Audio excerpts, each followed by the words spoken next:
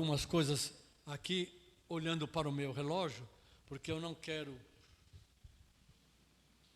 que a gente fique complicado com o tempo, mas há uma coisa que precisa ser completada aqui nesta manhã, por tudo aquilo que o Espírito Santo está movendo entre nós, ou falando aos nossos corações, seja pela oração, pela palavra.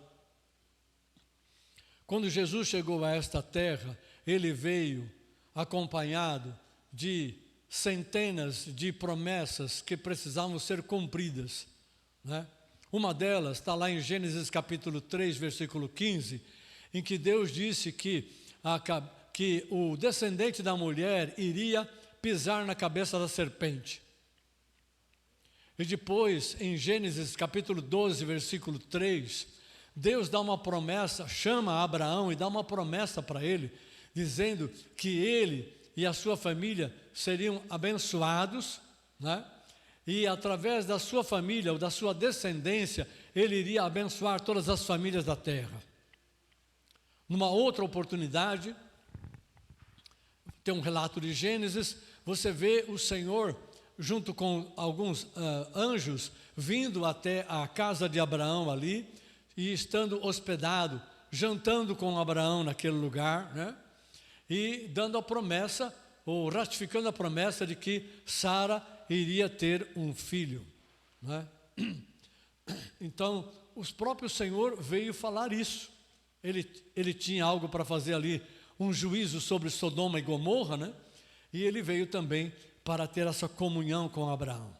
Então, desde muito cedo, depois dessa promessa de Gênesis 3,15, Deus foi trabalhando com pessoas, chamando pessoas para se envolver no plano dele, no plano de redenção. E as pessoas que ele envolveu também tiveram as suas famílias envolvidas. Assim foi Abraão, Isaac, Jacó, Moisés, né? E o milagre sempre foi pontuando cada uma dessas famílias. Deus falou para Abraão, ó, eu vou te abençoar ricamente e você vai ser pai de numerosas nações, a sua descendência vai encher a terra, da sua descendência vai ser uma grande nação e vai abençoar as nações. E a esposa de Abraão não podia ter filhos. A esposa de Isaac não podia ter filhos, era um problema. Foi só 25 anos que eles oraram para que pudesse ter filho. Então, a preferida de Jacó também era estéril. Tinha 2 mulheres. A preferida dele não podia ter filhos. E assim. E as que puderam ter filhos passaram por situações em que foram ameaçadas, né? O caso de Moisés. E assim por diante. Então, a salvação que Deus prometeu, ela está ligada a 2 coisas. Ela se manifesta de 2 maneiras. Um pela família e outro pela aliança. Quando Deus libertou o povo de Israel do Egito e trouxe para o deserto, estabeleceu uma aliança. Eles não permaneceram nessa aliança. E em Jeremias 31, 33, Deus diz, olha, o meu povo não permaneceu na minha aliança, mas eis que vem dias em que eu farei uma nova aliança. E essa nova aliança, ela passa pela família, porque quando Jesus veio, ele nasceu numa família. E a Bíblia é clara em mostrar a família de Jesus, né? José e Maria, e depois os seus irmãos. Então, quando Jesus chegou no tempo de Jesus se manifestar, o primeiro passo dele foi ir até onde estava João Batista. E João Batista, que faz parte desse plano redentor, é o filho único de uma família em que Isabel, a mãe dele, não podia ter filhos, era estéril. Você percebe? Parece que Deus é estranho, né? Ele promete uma coisa, mas depois, para ele cumprir aquilo, ele escolhe famílias e meios mais difíceis que naturalmente não poderia responder àquilo que ele queria. Então ele vem com a sua intervenção, com o seu sinal, com o seu poder e desfaz aquele problema. Tira a esterilidade, tira o empecilho. Então, desde Abraão lá com Sara e as mulheres que vieram depois, incluindo Ana, né? Isabel também não podia ter filhos. E eles ansiavam muito um filho. E Deus falou: eu vou responder, mas não vou te dar um filho qualquer não. Ele vai ser o precursor do Messias. Raquel, ou melhor, a esposa de Isaac, né? Rebeca, também queria ter filhos e não podia ter filhos. E quando teve filhos, quando engravidou, ela tinha problemas da gravidez. E ela orou ao Senhor. Falou: Senhor, assim não dá. E o Senhor falou: fica calma. O problema é que dentro da sua barriga, dentro do seu ventre, tem 2 nações. Eram 2 filhos, 2 fetos que estavam se desenvolvendo. Mas Deus já olhava ali 2 nações. Percebe? Como é o caminho de Deus? O caminho de Deus passa pela família e passa pela aliança. E a aliança envolve a família. E a família abriga a aliança. Então, quando esse processo se encerrou com Jesus, Maria era descendente de Levi e José era descendente de Davi. As 2 casas unidas para produzir o Filho de Deus, para gerar, né, o Filho de Deus em carne. Então, quando Jesus veio, o primeiro passo dele foi até João Batista. E ali ele se batizou, mesmo não sendo pecador, mesmo não tendo o que se arrepender. E João Batista sabia que ele era o Messias, porque Deus revelou para ele, não é? E a partir daí Jesus começou a ser procurado. E quando Jesus iniciou o seu ministério, depois que ele voltou do tempo de prova, né, no deserto, depois dos 40 dias, de vencer as tentações do maligno, ele começou a pregar: é chegado a vós o reino de Deus. Começou a fazer curas, milagres, libertações, e começou a pregar e a ensinar, e os discípulos começaram a aparecer.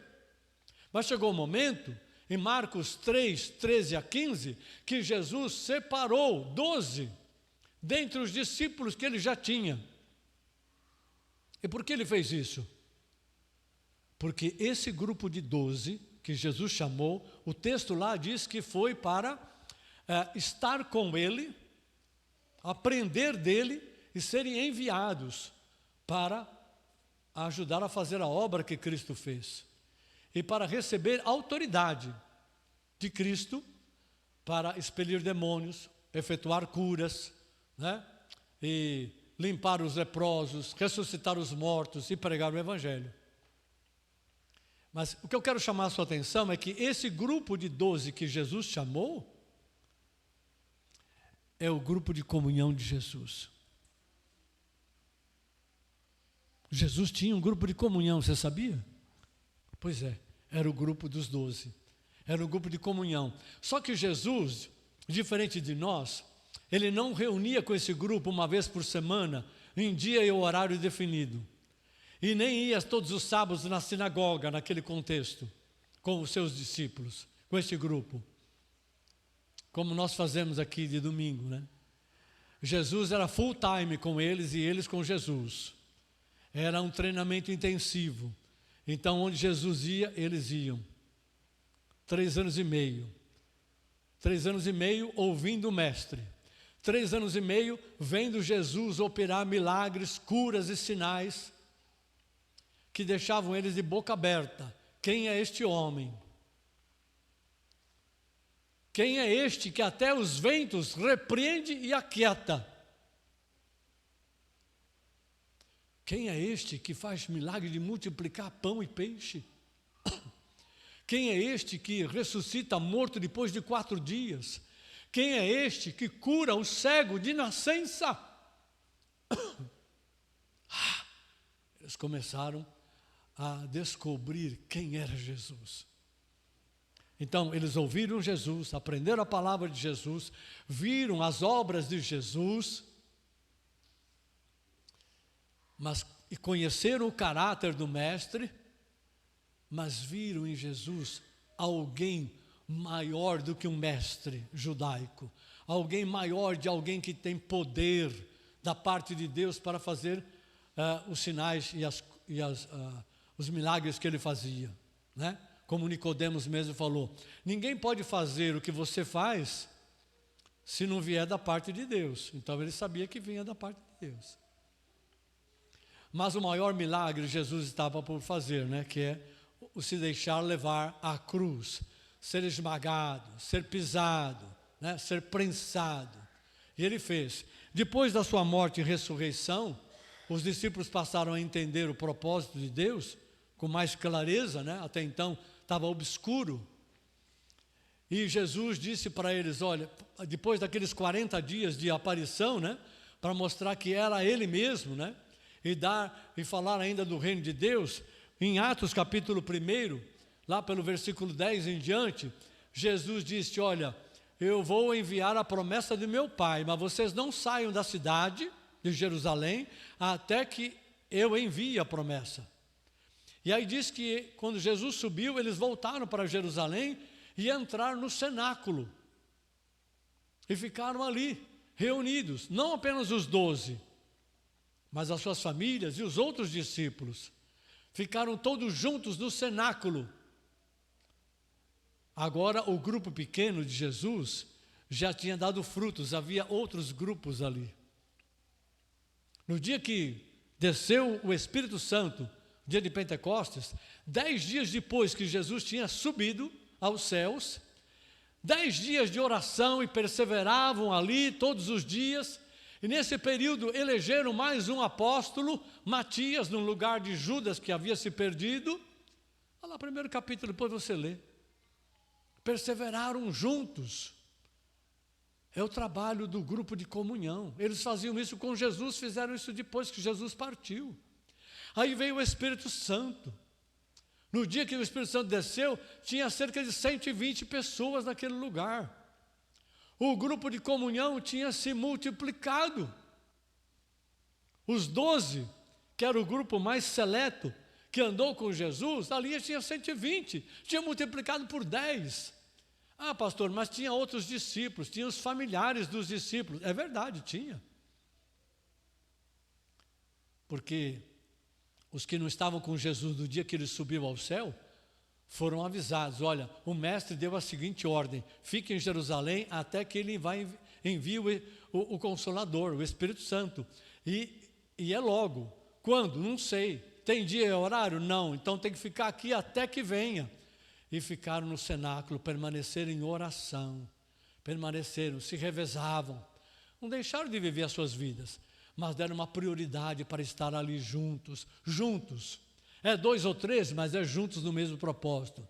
É meia dúzia, mas é juntos no mesmo propósito. Percebe? Juntos. Eles ganharam, eles entenderam o valor de estar juntos, em comunhão, uns com os outros e com o Senhor. E depois que a aliança, né, foi estabelecida ali, né, na Páscoa, e foi cumprida, né, com a morte de Jesus, eles entenderam o valor da aliança, valor eterno, né? A aliança que Jesus fez, o valor eterno e o contexto de viver esta aliança em família. Os 12, cada um tinha a sua família, mas eles eram a família de Jesus. O grupo de comunhão dos 12 de Jesus era a família de Jesus. Ele fala isso, quem são meus irmãos e minhas irmãs? Lá está aqui, ó. E aqueles 120 que estavam lá eram a família de Jesus. Mas cada um tinha a sua própria família. Mas Jesus estava na família deles. E eles vieram para a família de Jesus. Então eu vou repetir. A igreja é a família de Cristo, é o corpo de Cristo. Não é apenas o corpo. Não é apenas o edifício. É a família de Jesus. Cada grupo de comunhão é composto de algumas famílias. Cada família tem Jesus. Ou deveria ter. Plenamente. E o grupo de comunhão é a união de algumas famílias em que Jesus está presente na vida deles. Então Jesus também está presente no grupo de comunhão. Essa é a igreja de Cristo. Ali se vive comunhão, ali se reparte a vida, ali se ora uns pelos outros, ali se ajuda um ao outro, ali tem um caráter, o grupo de comunhão tem um caráter profético. O que é o caráter profético?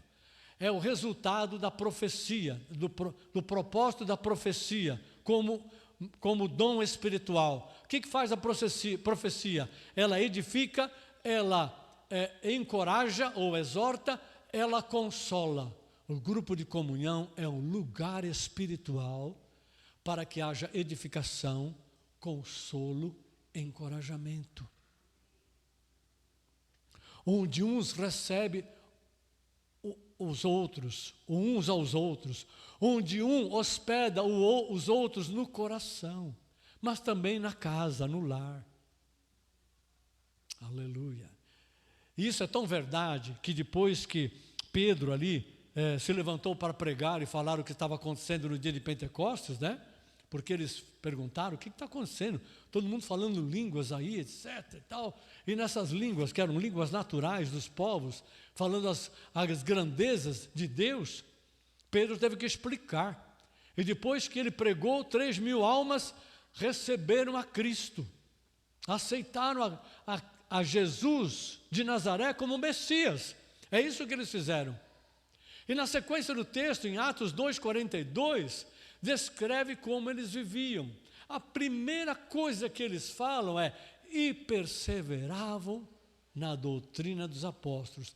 Vai lá no capítulo 1 depois de Atos, eu não lembro o versículo correto agora, não sei se é 11, 12, diz que quando eles voltaram, depois que Jesus subiu ao céu, eles voltaram, foram para o cenáculo e perseveravam.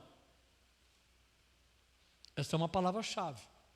Perseverar é persistir, insistir, permanecer no lugar ou naquilo que você deve trabalhar, ou fazer, ou batalhar, ou defender. Perseveravam. E o capítulo 2 diz que os novos convertidos viviam e perseveravam na doutrina dos apóstolos, na comunhão dos santos, na comunhão, no partir do pão e nas orações.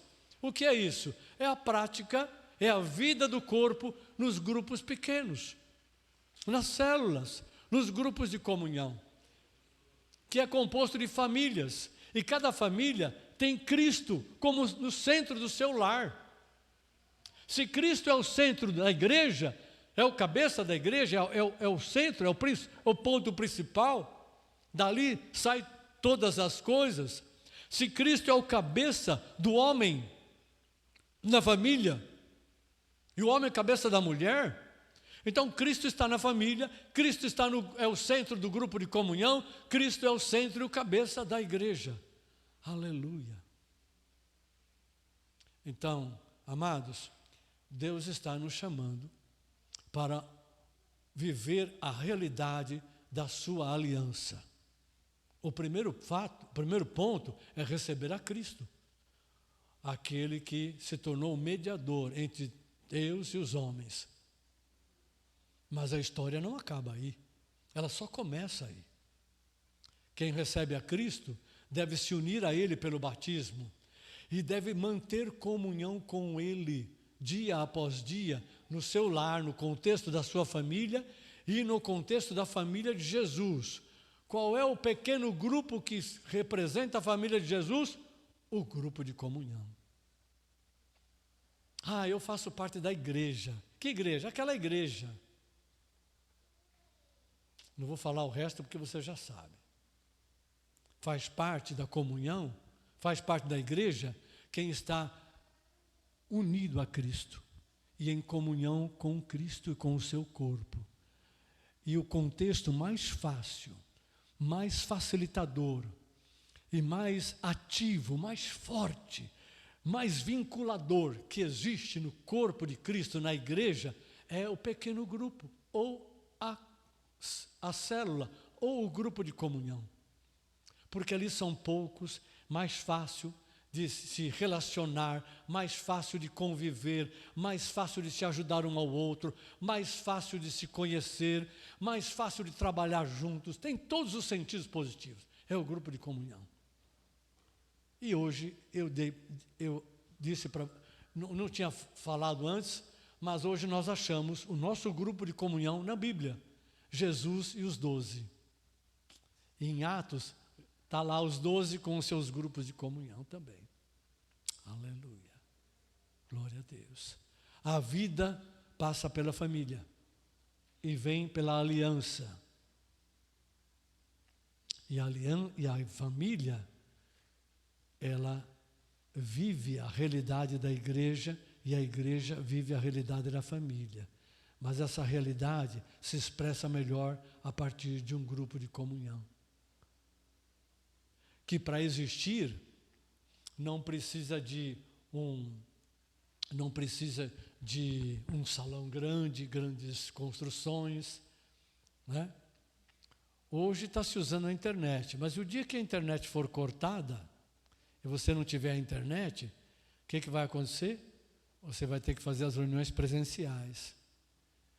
Mas você já ama estar com o seu irmão, com a sua irmã. Você já ama curtir, ama compartilhar com o seu irmão e sua irmã. Então não tem problema, o grupo de comunhão é isso. Então nós estamos usando online para facilitar, mas nós precisamos da reunião presencial. Eu tenho certeza do seguinte, eu vou terminar minha palavra com isso.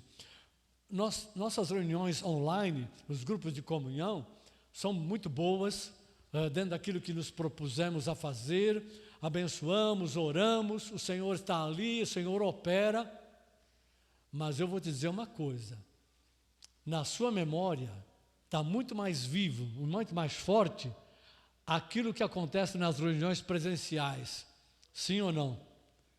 Eu lembro das reuniões presenciais com muito mais clareza, né, do que conversamos, quem esteve ali, o que comemos, o que fizemos, do que aquilo que foi feito nas reuniões online. Muito mais. Por quê? Porque tem mais liga, tem mais impacto, tem mais presença, tem mais consistência. Aleluia.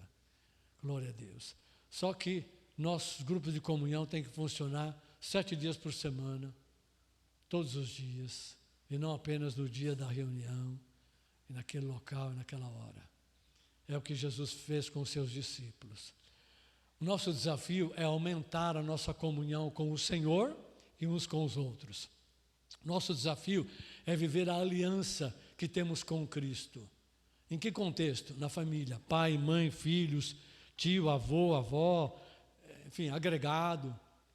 É ali que a gente vive. Então, o grupo de comunhão é uma extensão do que nós vivemos em nosso lar. E se nosso lar nós não vivemos essa realidade de Jesus, o grupo de comunhão vai nos ensinar a viver a realidade em família. E o que vivemos em família é o que vamos viver no grupo e é o que vamos vivenciar como igreja. Aleluia. A gente não inventa. Numa reunião maior assim, maior, festiva, etc., tudo bonitinho, tudo festa, tudo, né? Mas no dia a dia, como é que a igreja é? No dia a dia, que comunhão ela tem com Cristo? Que comunhão ela tem com a palavra? Que comunhão ela tem com os irmãos? Como ela serve uns aos outros? Que testemunho ela tem para mostrar para o mundo? Da onde vem tudo isso? Da aliança, da família e do grupo de comunhão, onde essa realidade da aliança e da vida familiar é vivida. Aleluia. É desafiador, não é? Mas essa é a vontade de Jesus para nós hoje. O mundo não tem isso, está cada vez mais distante dessa realidade de vida, de comunhão. Por quê? Porque as trevas, o pecado, a cobiça, a maldade, a perversidade vai afastando cada vez mais a pessoa de Deus, umas das outras e de todo o propósito que Deus tem para o ser humano aqui na terra. E a igreja hoje está precisando vencer esse desafio e abraçar esta vida, ter esta comunhão. Aquilo que falamos de ceia aqui e de sacrifício, nós temos que viver no nosso dia a dia. Porque é isso que o mundo lá fora vai enxergar, e quando ele enxergar, eu falei, eu quero isso. Eu não tenho isso na minha casa. A minha casa é uma bagunça, cada um para si e Deus para ninguém.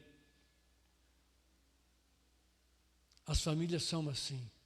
E Deus espera que a sua família, a igreja, viva a vida que Jesus viveu com os seus discípulos e que ele implantou na igreja primitiva, para que a igreja seja uma resposta e um canal para que eles possam dizer, aí tem a resposta que eu preciso, aí tem vida, eu quero o que vocês vivem, eu quero o que vocês têm.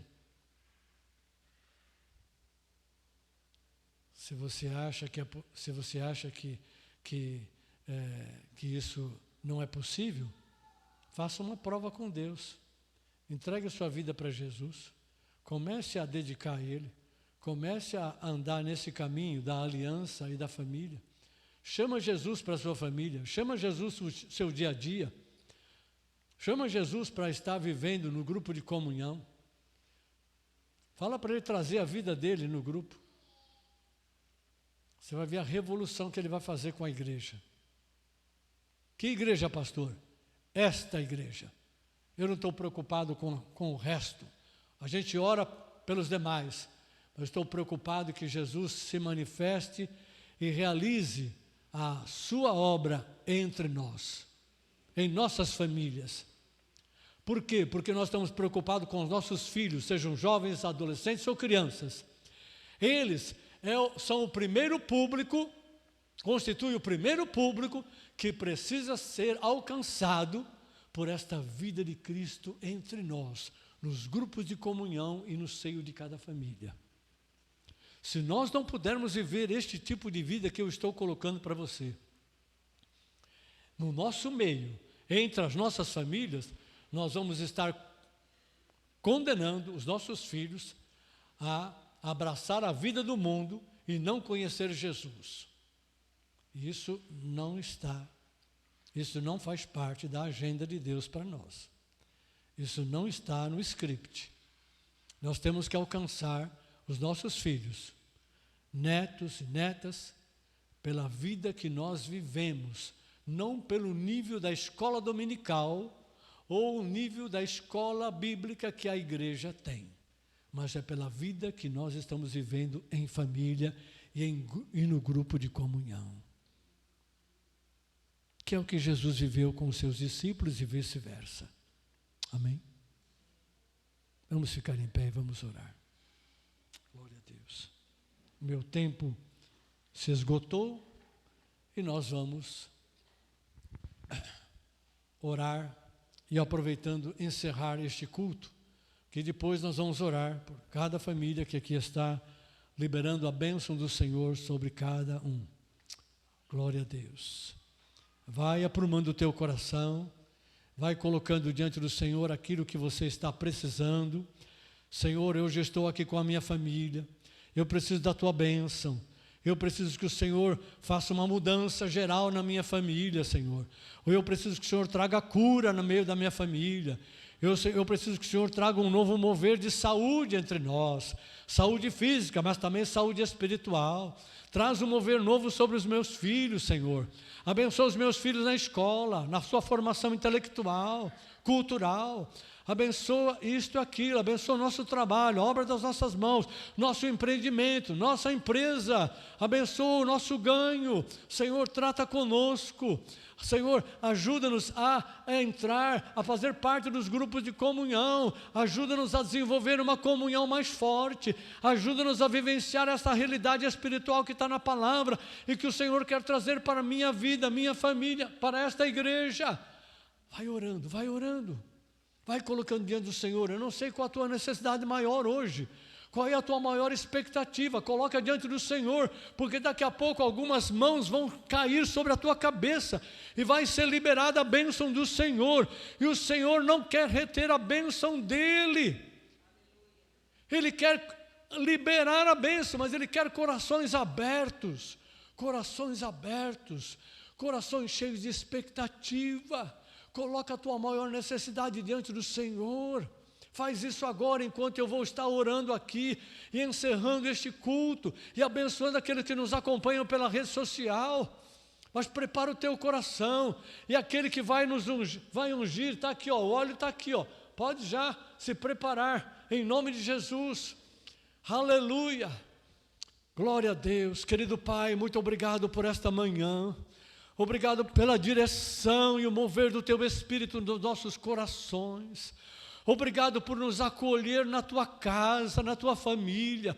Obrigado por esse sacrifício redentor de Jesus, inigualável, que homem algum poderia fazer. Aleluia. Nem anjo algum poderia fazer, nenhuma figura celestial poderia fazer, mas o Senhor que decidiu encarnar e viver nesta terra entre nós, fez o que o Pai queria fazer, para que ele pudesse ter uma família de muitos filhos, aleluia, semelhantes a Cristo Jesus. Nós nos colocamos perante o Senhor nesta manhã, e declaramos que nós queremos sim, Senhor, ser Teus filhos, não apenas pela obra de Cristo, mas pelo trato do Espírito Santo com as nossas vidas, o trato da Tua palavra com as nossas vidas, o trato da igreja com as nossas vidas. Pai, nós queremos ser Teus filhos e Tuas filhas, nós queremos andar como Jesus andou, nós queremos viver a vida de Cristo, a comunhão de Cristo, aquilo que o Senhor estabeleceu. Nós queremos para a nossa vida, a nossa família, para esta igreja, para a Tua igreja desta cidade, para a Tua igreja do Brasil. Tem misericórdia desta nação, Pai. Assim como o Senhor abençoou a nação de Israel, e a partir de Israel trouxe a bênção para todos os gentios. Traz a Tua bênção de salvação sobre a terra do Brasil, meu Pai. Traz a bênção de salvação sobre esta cidade de São Caetano do Sul. Traz a bênção da salvação através da pregação da palavra, do Evangelho, acompanhado com sinais, milagres, curas e toda a manifestação do Teu Espírito, meu Pai, em nome de Jesus. Traz a Tua bênção sobre a eleição dos conselheiros e conselheiras tutelares que estão sendo realizadas neste dia, nesta cidade, em todos os municípios do Brasil. Dá a Tua bênção para que homens e mulheres capazes, abençoados, tementes ao Senhor, sejam eleitos conselheiros e conselheiras e possam desempenhar bem o seu papel em favor dos menores, dos pais e também dos filhos. Abençoa esse trabalho, Senhor, do Conselho Tutelar de cada cidade, em nome de Jesus. Que a bênção do Senhor seja liberada nesta hora sobre todos aqueles que nos acompanham pela rede social. Em nome de Jesus, recebe a graça do Senhor, recebe o poder para viver a vida de Cristo, do Cristo ressurreto, recebe saúde em nome de Jesus, recebe proteção e segurança da parte do Senhor, recebe a paz de Cristo para guardar os seus corações, e que por meio do Consolador, o Espírito Santo, cada um de vocês tenha a sabedoria, discernimento espiritual, compreensão e prudência para todas as decisões e o caminhar diário, em nome do Senhor Jesus Cristo. Que o amor do Senhor, a graça do nosso Salvador Jesus Cristo e que a consolação e o companheirismo do Espírito Santo esteja com você, com a sua família, aonde você estiver, em nome de Jesus. Amém e amém, Senhor. Glória a Deus.